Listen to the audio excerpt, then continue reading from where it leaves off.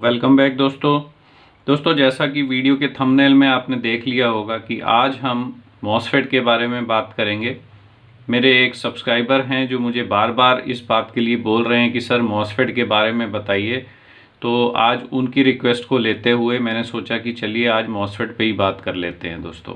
तो आज के वीडियो में दोस्तों हम ये समझेंगे कि मॉसफेट क्या होता है, ये काम कैसे करता है, इसको टेस्ट कैसे करते हैं और मॉसफेट के जो पैरामीटर्स दिए होते हैं उसकी डेटा शीट में, उसमें से हमें क्या क्या चीज़ों को जानना ज़रूरी होता है दोस्तों। तो चलिए दोस्तों आज के वीडियो को शुरू करते हैं। तो सबसे पहले दोस्तों हम जान लेते हैं कि ये जो मॉसफेट है इसका पूरा नाम होता है metal oxide semiconductor field effect transistor. अब ये इतना लंबा इसका नाम है, metal oxide semiconductor field effect transistor, और इसको शॉर्ट में MOSFET इसको शॉर्ट में क्या बोलते हैं, मॉसफेट। अब ये बेसिकली होता क्या है एक मॉसफेट दोस्तों, जैसे कि इसके नाम में ही आ रहा है ये एक ट्रांजिस्टर ही होता है, लेकिन उस ट्रांजिस्टर के अंदर में कुछ स्पेशल फीचर डाले जाते हैं जिससे कि उसका बिहेवियर चेंज हो जाता है। नॉर्मली जो एक ट्रांजिस्टर होता है दोस्तों, उसको काम करने के लिए जो उसका एमीटर और कलेक्टर जो हैं वो एक स्विच की तरह काम करते हैं, जिसको कि ट्रांजिस्टर का बेस कंट्रोल करता है। लेकिन ट्रांजिस्टर के केस में क्या होता है कि बेस के ऊपर आपको लगातार करंट की सप्लाई देनी पड़ती है, तभी वो कलेक्टर और एमीटर का जो स्विच वाला पोर्शन है वो काम करता है। जैसे ही आप बेस से करंट की सप्लाई को डिस्कनेक्ट कर देते हैं, वो ट्रांजिस्टर काम करना बंद कर देता है। तो इसका मतलब ये हो गया कि ट्रांजिस्टर तभी तक काम करता है जब तक उसको बेस पे करंट की सप्लाई मिल रही है, यानी कि उसको काम करने के लिए कुछ करंट चाहिए, और वो जो करंट ट्रांजिस्टर को काम करने के लिए चाहिए वो करंट जो है वो ट्रांजिस्टर कंज्यूम कर लेता है। इसका मतलब ये है कि आपके सर्किट का कुछ करंट जो है वो ट्रांजिस्टर ही कंज्यूम कर जा रहा है, वो ही खा जा रहा है करंट को, और आपको आउटपुट पे पूरा करंट नहीं मिलेगा। अब एक सर्किट के अंदर कई सारे ट्रांजिस्टर भी हो सकते हैं दोस्तों, और हर ट्रांजिस्टर अगर थोड़ा थोड़ा सा करंट खाना शुरू कर देगा तो उस केस में हमें आउटपुट पे करंट कम मिलेगा, और आउटपुट पे अगर करंट कम मिलता है तो उससे क्या होता है कि उस सर्किट की एफिशिएंसी जो है वो डाउन हो जाती है। यानी कि इनपुट में अगर आप 1 एम्पियर का करंट दे रहे हैं, यानी कि 1000 मिली एम्पियर का करंट आप इनपुट में दे रहे हैं, और आउटपुट में अगर आपको 700 मिली एम्पियर ही मिल रहा है, तो 300 मिली एम्पियर जो कम हो गया करंट वो कहाँ गया, वो बीच में सर्किट ने ही कंज्यूम कर लिया। अगर ट्रांजिस्टर लगे हैं, ट्रांजिस्टरों ने ले लिया, बाकी कुछ कंपोनेंट ने करंट कंज्यूम कर लिया, रेजिस्टेंस ने कंज्यूम कर लिया। तो इस तरह से क्या हुआ कि आपने तो दिया 1000 मिली एम्पियर का करंट, लेकिन आपको आउटपुट में मिला 700 मिली एम्पियर का करंट। तो 300 मिली एम्पियर का जो करंट है वो तो सर्किट ही खा गया आपका। तो उस वजह से क्या हुआ कि उस सर्किट की एफिशिएंसी आपकी कम हो गई, क्योंकि 30% करंट सर्किट खा गया, तो आपके सर्किट की एफिशिएंसी क्या रह गई, 70%। यानी कि आप जितना भी करंट इनपुट में दे रहे हैं आपको आउटपुट पे उसका 70% मिल रहा है, और 30% जो है वो सर्किट में ही खत्म हो जा रहा है, वेस्ट हो जा रहा है आपका करंट। तो उस वेस्टेज को बचाने के लिए ये मॉसफेट का डिज़ाइन किया गया दोस्तों।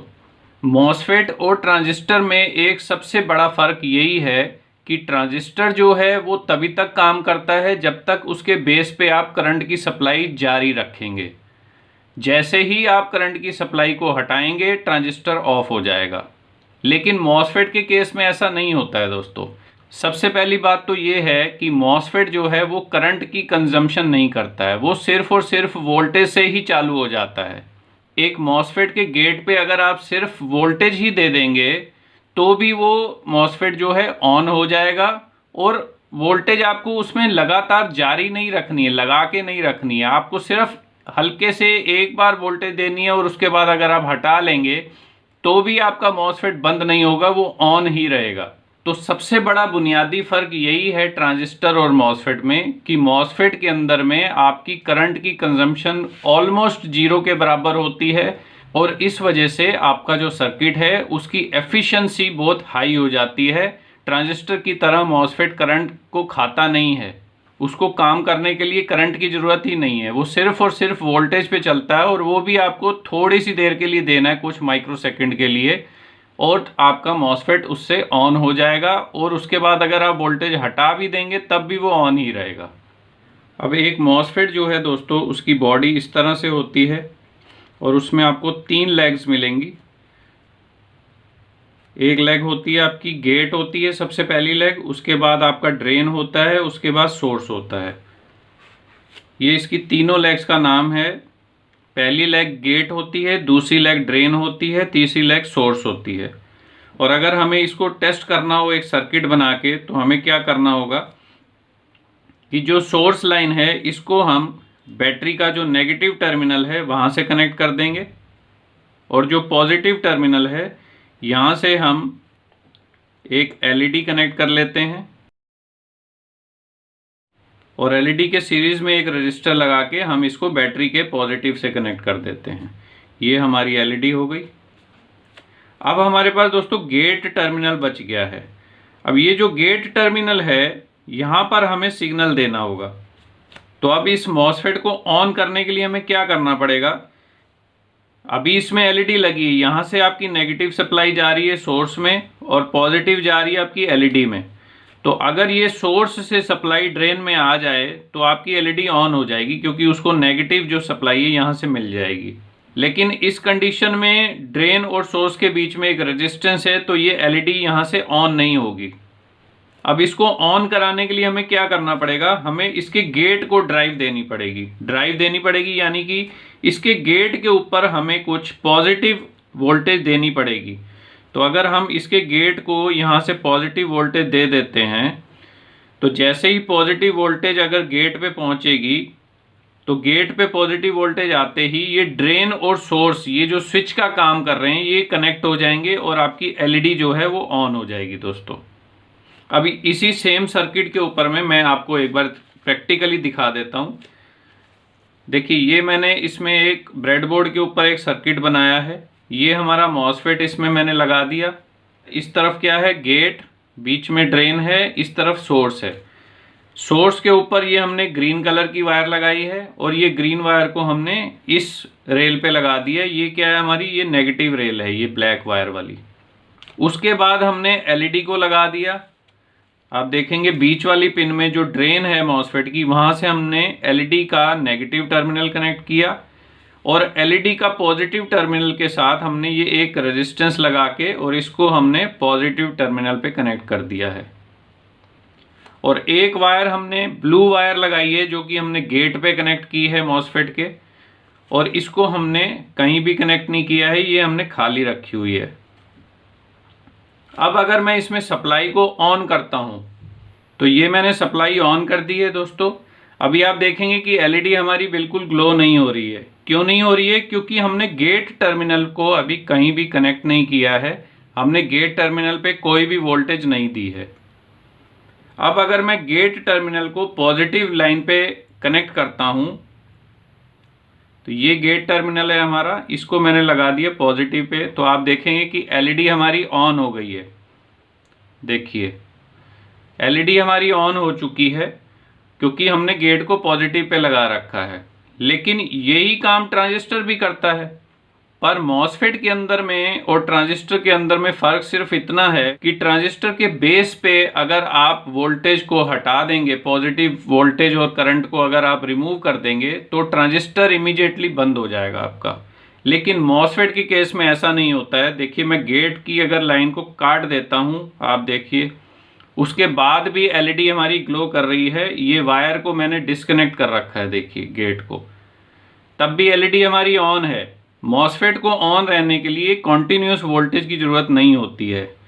अब इसको बंद कैसे करेंगे, बंद करने के लिए गेट पे हमें नेगेटिव वोल्टेज को अप्लाई करना पड़ेगा। देखिए ये नेगेटिव पे मैंने जैसे ही कनेक्ट किया ये मॉसफेट बंद हो गया। उसके बाद वायर आपने हटा दी, वो बंद ही है, दोबारा ऑन नहीं हुआ। अभी दोबारा ऑन करने के लिए आपको हल्का सा इसको पॉजिटिव लाइन पे टच करना पड़ेगा। ये देखिए ये ऑन हो गया और ये आपका मॉसफेट इस तरह से काम करता है दोस्तों। यानी कि इसका गेट जो है वो एक टच स्विच की तरह काम करता है। आप उसको हल्का सा पॉजिटिव पोटेंशियल पे कनेक्ट करेंगे और हटा देंगे तो वो ऑन हो जाएगा। जैसे ये अभी ऑन है, आप इसको हल्का सा नेगेटिव पे कनेक्ट करके छोड़ देंगे तो ये बंद हो गया। दोबारा पॉजिटिव पे लगा के छोड़ेंगे तो ये ऑन हो गया। तो इस तरह से मॉसफेट काम करता है दोस्तों। और इसकी दूसरी क्वालिटी क्या होती है कि अगर आप इसके गेट के ऊपर में वोल्टेज को कम या ज़्यादा करेंगे तो ये आउटपुट का जो करंट है उसको भी कम ज़्यादा कर देगा उसके साथ ही। तो आप इसको वेरिएबल भी बना सकते हैं करंट को कंट्रोल करने के लिए आउटपुट पे। तो अब मैं इसको बंद करता हूँ। अब दोस्तों हम बात करते हैं कि ये मॉसफेट को हम चेक कैसे कर सकते हैं मल्टीमीटर से।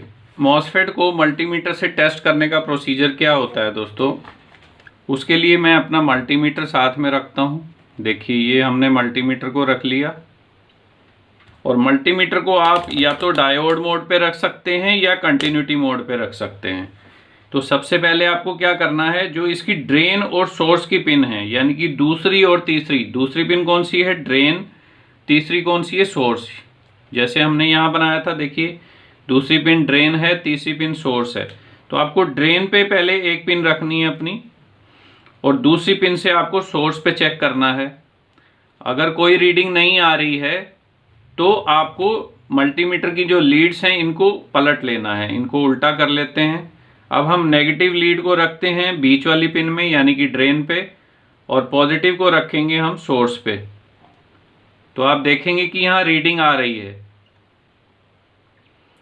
तो इस तरह से अगर आपको एक तरफ रीडिंग मिल रही है ड्रेन और सोर्स पे यानी कि यहाँ इस तरह रीडिंग आ रही है, अगर हम लीड्स को चेंज कर देते हैं तो हमें रीडिंग नहीं मिलेगी।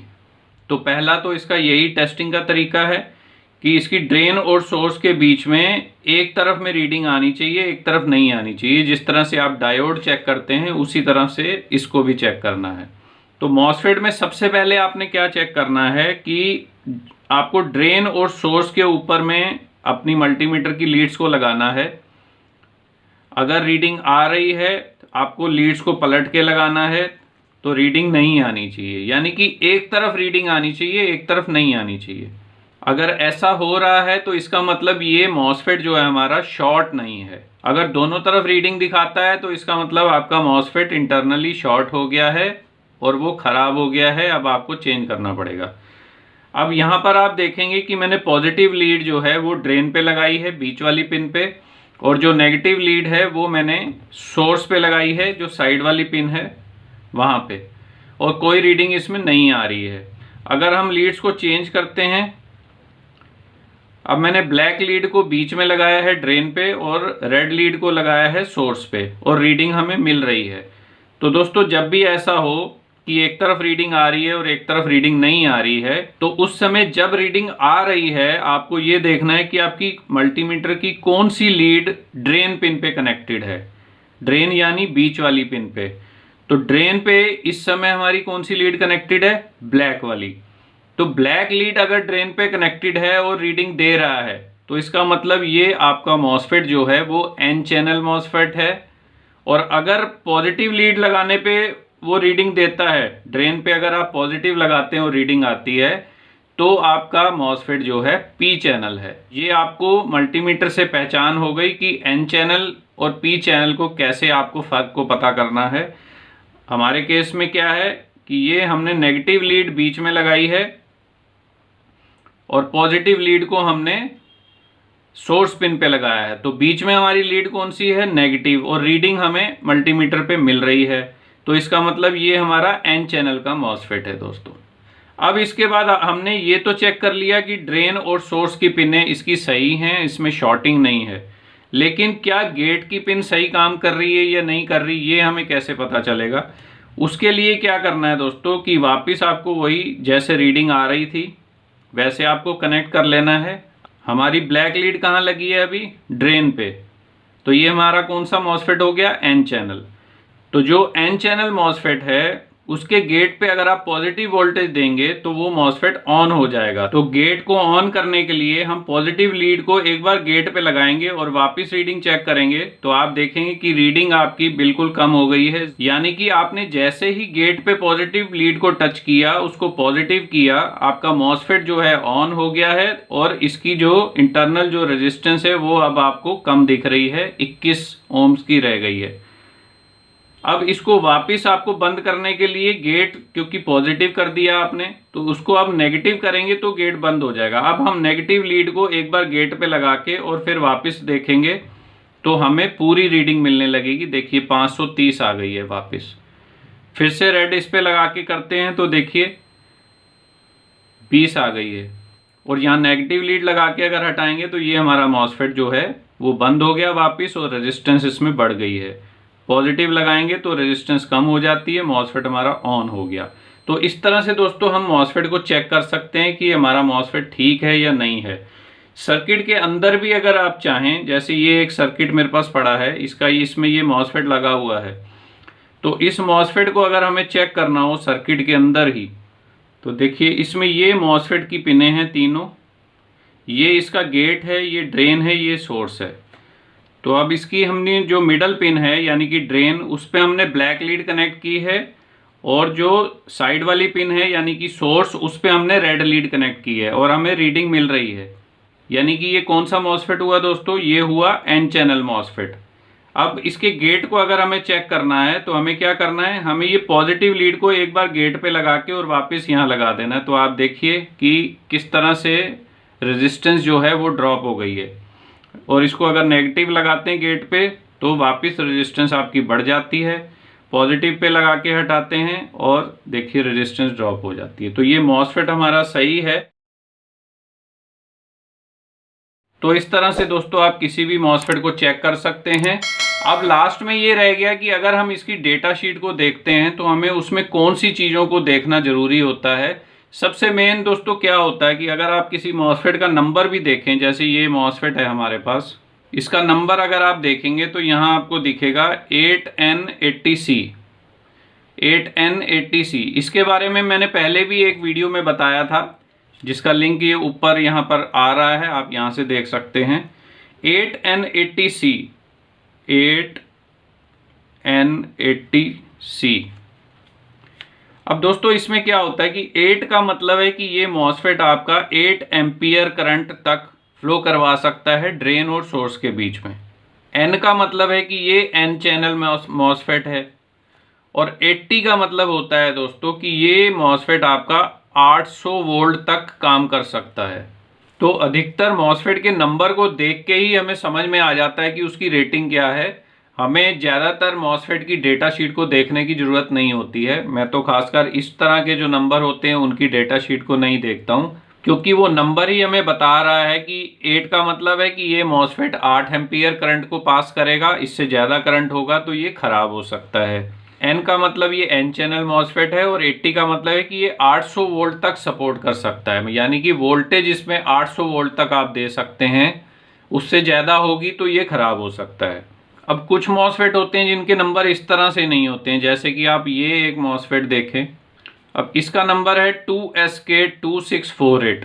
तो इससे हमें कोई आइडिया नहीं लग रहा है कि ये क्या है। तो इस केस में हमें डेटा शीट देखनी पड़ेगी उसकी, और डेटा शीट के अंदर हमें यही देखना है कि मॉसफेट का ड्रेन टू सोर्स करंट कितना है, वो कौन सा मॉसफेट है, N चैनल है कि P चैनल है, और वो कितने वोल्टेज तक हैंडल कर सकता है।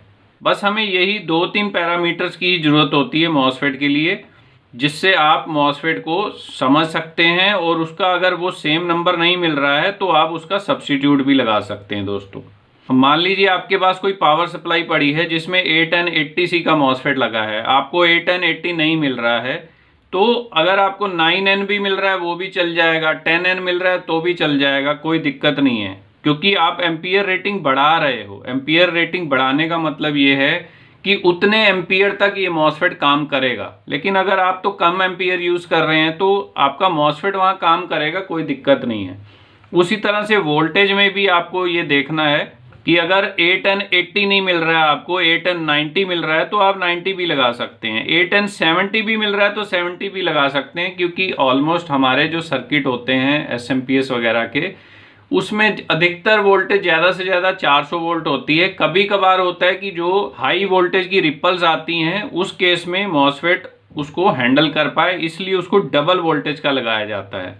तो ये दो चीज़ों को आप चेंज कर सकते हैं अगर आपको सेम नंबर नहीं मिल रहा है। बस आपको सबसे ज़्यादा ध्यान ये रखना है कि ये N चैनल का मॉसफेट है तो आपको N चैनल ही लगाना है, N चैनल की जगह पे P चैनल मॉसफेट नहीं लगा सकते हैं दोस्तों। तो ये दो तीन चीज़ों का ध्यान रख के आप किसी भी मॉसफेट को रिप्लेस कर सकते हैं दोस्तों। तो उम्मीद करता हूं दोस्तों कि मॉसफेट के बारे में आपकी जो जो क्वेरीज थी वो मैं क्लियर कर पाया हूं। फिर भी अगर कुछ रह गया हो तो आप नीचे कमेंट में लिख दीजिए, मैं उसको क्लियर कर दूंगा। अगर वीडियो आपको अच्छा लगा हो तो ज़रूर लाइक करिए, और अगर चैनल सब्सक्राइब नहीं किया है तो चैनल भी सब्सक्राइब कर लीजिए दोस्तों। मैं आपको अगली वीडियो में जल्दी मिलता हूँ, तब तक के लिए गुड बाय फ्रेंड्स।